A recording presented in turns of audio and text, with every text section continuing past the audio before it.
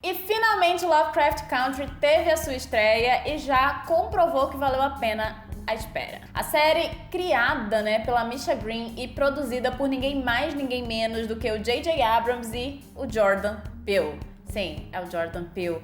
E nele eu confio, gente. É real. Mas a série já chegou com força, e mostrando que provavelmente vai ser uma aula de como fazer uma adaptação, porque, honestamente, todas as modificações que existem do livro para o que deu pra ver nesse primeiro episódio da série de TV, elas foram excepcionais. E eu já vou avisar que eu vou fazer vídeo sobre o livro do Matt Ruff, mas não vai ser agora, Mas em breve tem vídeo sobre o livro, vai ter vídeo sobre o livro aqui no canal. Mas antes, não esquece de se inscrever no canal e compartilhar esse vídeo para que ele chegue no maior número de pessoas, Porque, assim, eu vou fazer vídeo de todos os episódios da série, então eu vou ficar muito feliz se você acompanhar essa trajetória comigo. Pra quem ainda não viu a série, eu acho que vale mais a pena assistir um vídeo que eu fiz anteriormente falando sobre o que esperar de Território Lovecraft, E falando um pouco também por que esse nome, quem foi o Lovecraft e qual é a importância dele,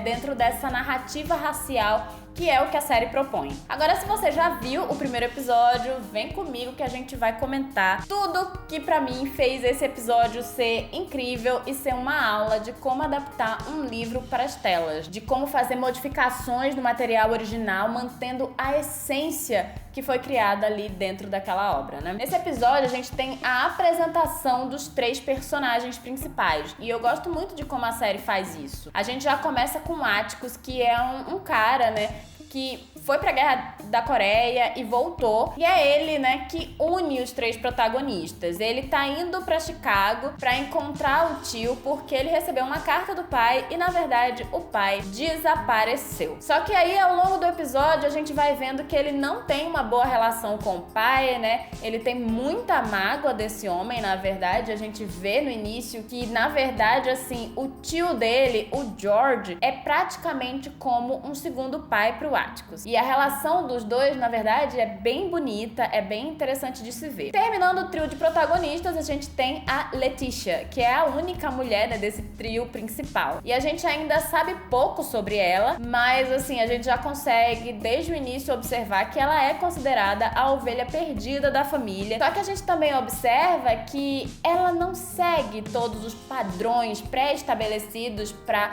o que na década de 50 era considerado o ideal para uma mulher negra. Então, por isso também ela tem tantos problemas.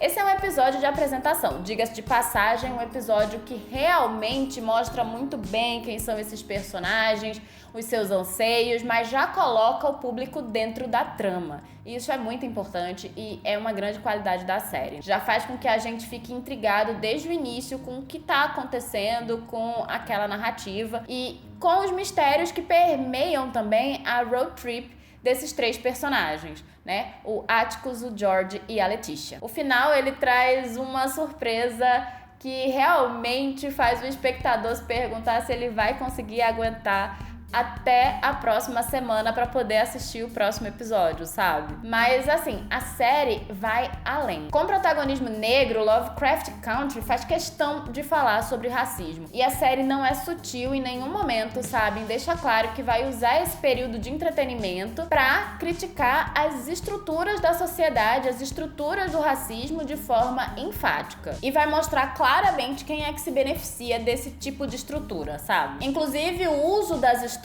de fantasia, elas são muito presentes dentro da série, mas sempre com um certo tom de crítica quanto ao teor racista dessas obras. E isso é uma coisa que, pessoalmente, eu acho muito interessante.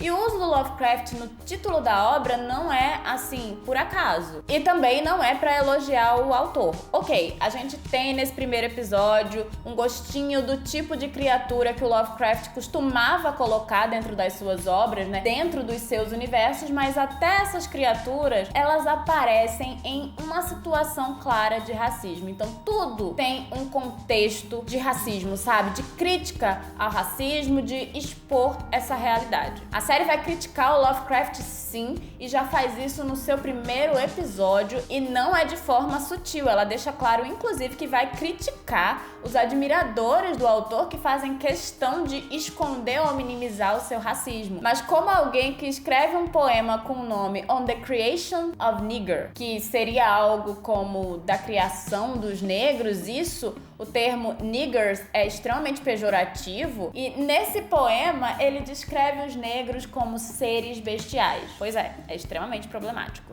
Então, como essa pessoa ela pode ser ignorada como racista? Em Território Lovecraft, as criaturas enormes e aparentemente monstruosas que são tão presentes dentro da literatura do Lovecraft, na verdade, elas só mostram que o maior monstro são os seres humanos, e o ser humano que perpetua o racismo. E o maior terror vem exatamente daí, né? Lovecraft Country deixa claro que mais assustador do que qualquer monstro de Lovecraft é exatamente o racismo que aterroriza mais. E esse racismo era deixado explícito em muitas obras, não só de Lovecraft, mas de vários autores da época, infelizmente. E, infelizmente, até hoje, muitas pessoas perpetuam esse tipo de visão, né?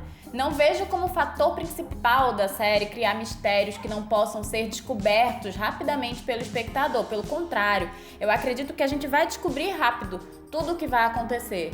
Eu acredito que o que a criadora da série quer fazer é um pouco mais amplo, né? Ela quer mostrar realmente o quanto o racismo é o maior horror, o quanto o racismo é de fato a grande monstruosidade. Já no início da série, ela deixa clara a segregação racial ao colocar o Atticus viajando em um ônibus onde ele e uma senhora estão sentados lá atrás. Eles são deixados lá atrás porque existia essa separação, né? Existia esse espaço atrás dos ônibus para pessoas negras, enquanto as pessoas brancas ficavam lá na frente. Era uma área reservada para pessoas negras. E quando o ônibus quebra, eles são os únicos que ficam sem carona, e eles são obrigados a fazer todo o trajeto, todo o resto do trajeto a pé. Diga-se de passagem, é nesse pequeno espaço em que os dois caminham juntos que acontece um dos meus diálogos favoritos do episódio. Em um trecho retirado do livro e levemente modificado, os dois comentam sobre o amor do Atticus por literatura pulp, por esse gênero, né, que essencialmente é branco e racista. E o Atticus diz que histórias são como pessoas, não tem que ser perfeitas para que a gente ame, né? Basta tentar apreciá-las e ignorar os seus defeitos. Ao que a senhora que anda com ele, ela responde, né? Mas os defeitos continuam lá. E é isso, você pode ler Lovecraft, você pode gostar das obras dele, você pode admirar o trabalho que ele fazia, mas isso não muda nem diminui o fato de que as narrativas do autor, elas sempre foram racistas. Outra coisa que me chamou atenção na série, além da questão do racismo, do elenco praticamente composto só por pessoas negras, do roteiro maravilhosamente adaptado e da ótima direção do episódio, além da direção de arte que replica belamente os bairros negros dos anos 50, assim, é incrível. Mas algo que me chamou a atenção foi a maneira que a série consegue apresentar seus personagens. Em especial, como ela apresentou a personagem da Letitia. Foi através de uma canção que ela cantou com a irmã que já ficou claro que existe uma enorme tensão entre as duas, né? E que Let não funciona da mesma forma que a outra mulher da família. E nossa, que apresentação maravilhosa daquelas duas mulheres. Sério, as duas irmãs cantando juntas foi um dos pontos altos do episódio. Ok, um microfone extra apareceu do nada, meio que como um erro de continuidade, mas a gente vai ignorar depois de um musical, né, de um número musical tão incrível. Outro detalhe interessante é que alguns dos personagens masculinos do livro, eles foram colocados como mulheres. E como aconteceu com Killing Eve, quando a Phoebe Waller-Bridge foi adaptar, né, os livros pra série, todos os personagens que se tornaram mulheres, na prática, não existe nenhuma diferença ao se alterar o gênero, entende? Então, na verdade, acaba sendo empoderador para as mulheres, porque vemos demais homens nas nossas telas e a gente precisa de inclusão feminina, principalmente com personagens que sejam mais do que mulheres sem nome e que são apenas o objeto de desejo masculino, né? Então é incrível perceber que a filha do George, que desenha super bem, é uma menina ao invés de um menino talentoso. E a pessoa misteriosa que dirige um carro, né, super misterioso, é uma mulher. Então, pra mim, foi muito legal essas modificações. Essas pequenas mudanças me deixaram muito empolgada pra ver como a Misha vai desenvolver tudo, né? Porque eu acredito que essas personagens, elas terão desenvolvimento e destaque, e serem mulheres é algo extremamente importante. Lovecraft Country é uma série muito promissora, inclusive de uma forma muito rara, ainda dentro da televisão, sabe? E que promete trazer discussões muito válidas, e eu confesso que eu tô muito empolgada pra ver tudo isso, pra ver todos os episódios. E eu queria saber de você, se você tá tão empolgado como eu, e o que é que você achou desse primeiro episódio do Lovecraft Country. Então, não deixa de comentar aí embaixo, vamos debater mais sobre a série, falar sobre as nuances que ela teve. E não esquece de curtir esse vídeo, se inscrever aqui no canal e é isso. Tchau!